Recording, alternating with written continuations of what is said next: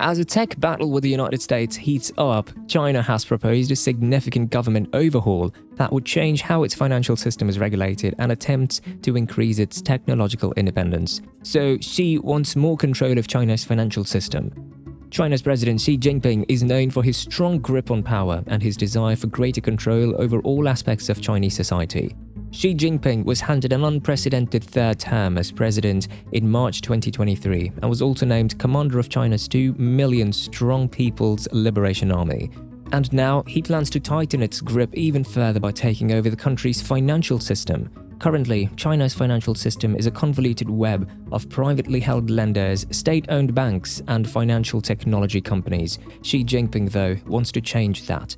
In recent decades, China's economy has grown quickly, but this has also led to a number of financial risks and challenges. And in order to handle these risks and guarantee the stability of China's economy, Xi has claimed that greater government control over the financial system is necessary. If you ask about the actions or plans that Xi has for this reform, well, the reform follows similar modifications that China's government structure has undergone over the past 3 decades, generally every 5 years. However, it includes a tighter grip over key departments, aligning them with Xi's priorities, which range from maintaining social and economic stability to managing rising geopolitical tensions with the United States. The latest plan calls for the establishment of a National Financial Regulatory Administration, which replaces the China Banking and Insurance Regulatory Commission and expands its role. It will be responsible for overseeing directly the country's largest financial holding corporations, including fintech behemoth Ant Group, a responsibility that was once held by the People's Bank of China. Also, it will be in charge of investor and consumer financial protection. Moreover, authorities are also considering a revival of the long-disbanded Central Financial Work Committee to give the ruling Communist Party more influence over monetary policy. This means that the party would have a greater say over the policies and decisions of financial institutions, including state-owned banks and financial regulators. In fact, many legislative measures, such as stricter guidelines for online lenders and more supervision of the nation's major digital companies, have already begun as a result of Xi's effort for more control.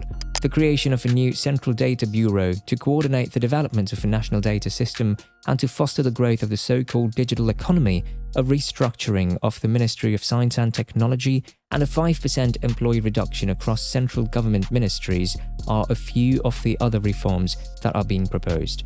The Data Bureau will be governed by the National Development and Reform Commission, the State Council's senior executive body, and Department for Economic Planning. And once the changes are complete, China's Banking and Insurance Regulatory Commission would no longer exist, while the securities regulator would come under the control of the State Council, according to the plan.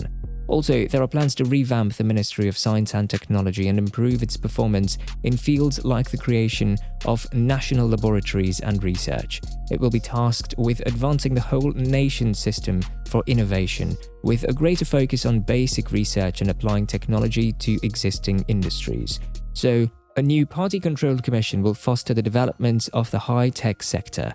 Now, you must be wondering, could this have any implications for the country or global financial system?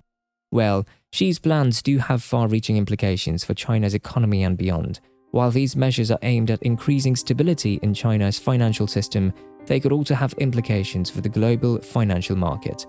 All of these reforms will likely further blur the lines between the Chinese Communist Party and the government and consolidate the party's control of the private sector.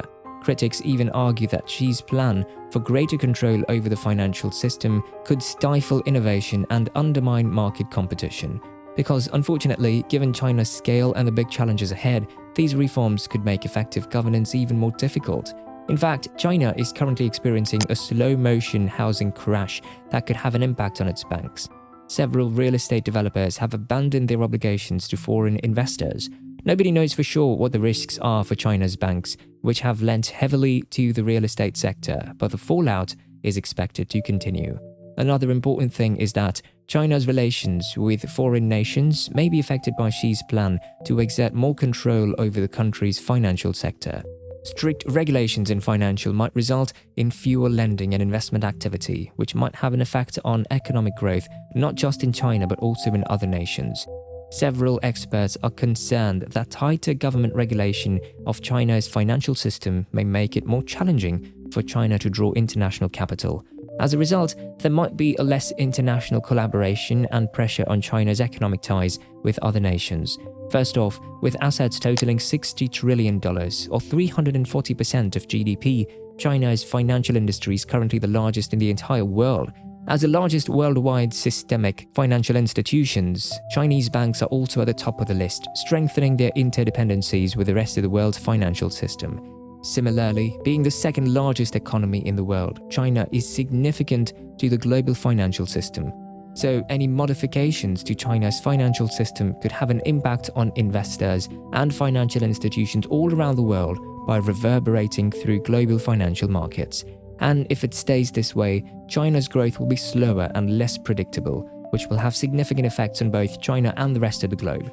However, this isn't what Xi wants. Xi's plans for greater control over China's financial system is part of a broader effort to assert China's power and influence on the world stage.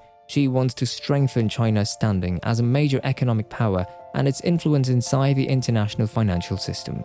So, with the anticipated reactivation of a strong committee to coordinate financial policy, Chinese President Xi Jinping is all set to further consolidate his control over the financial system. And only time will tell what the long-term implications of Xi's plans will be for China's financial system and the wider economy. But one thing is clear, the stakes are high for China's economy and the global financial system. If you found this video informative and enjoy the content, make sure to subscribe to our channel and hit the like button, as well as we frequently upload similar content. Thank you for watching.